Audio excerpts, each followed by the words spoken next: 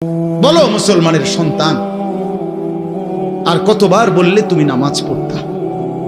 এই কথা যখন তোমার সামনে হাসরের ময়দানে ভাবে আল্লাহ জিজ্ঞেস করবে যে আর কতবার বললে বান্দা তুমি আমারে সেজদা করতা, কি জবাব দিবা বাপ? আর কতবার বললে তুমি সুদ ছাড়তা?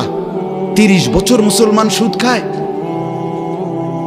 30 বছর টানা মুসলমান মিথ্যা বলে, 30 বছর মুসলমান প্রতিদিন ওজনে কম দেয়, এটা মুসলমান?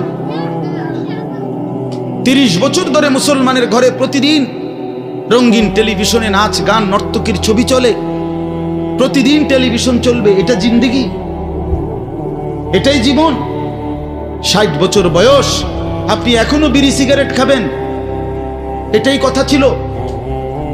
60 বছর বয়স এখনো আপনি চা দোকানে টেলিভিশন দেখবেন, এই কি কথা ছিল চাচা? হাহা, কবরে যাবেন কোন দিন? তাই মরণের কথা মনে পড়বে কোন দিন? যুবক ভাই বলো, 365 দিনে একটা বছর কোনোদিন ফজরের নামাজ পড়লা না, এ কেমন জিন্দেগি তোমার? তুমি আল্লাহরে এতটা ভোলা কেন ভুলে গেলা? এভাবে ছেড়ে দিলা কেন ভাই আমার? এই হলো একটা প্রশ্ন।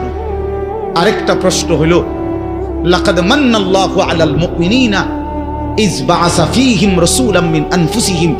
আমার এটুকু কথা মনোযোগ দিয়ে শুনেন সবাই।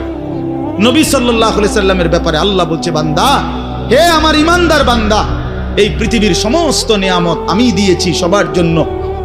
আসমান জমিন চন্দ্র সূর্য আলো বাতাস, রোদ বৃষ্টি হাসি কান্না আনন্দ বেদনা, স্ত্রী সন্তান গাছ ফল ফুল ক্ষেত ফসল টাকা পয়সা জায়গা জমি, এগুলো তো আমি সবাইকে দিছি।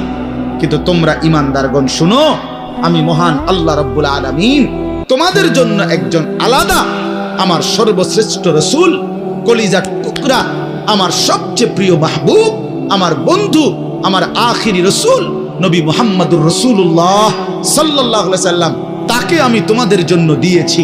এটা আমার সর্বশ্রেষ্ঠ নিয়ামত। বলেন আলহামদুলিল্লাহ, বলেন আলহামদুলিল্লাহ।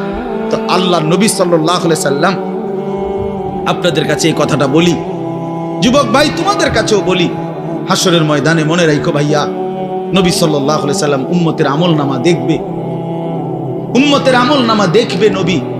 আর দেখা নবী সাল্লাল্লাহু আলাইহি ওয়াসাল্লাম উম্মতের এই আমলনামা হাতে নিয়ে যখন দেখবে পৃষ্ঠার পর পৃষ্ঠা ফজরের নামাজ নাই, 30 বছর মিথ্যা বলে, 30 বছর সুদের লেনদেন, 40 বছর হারামের ব্যবসা করছে, কোনদিন 5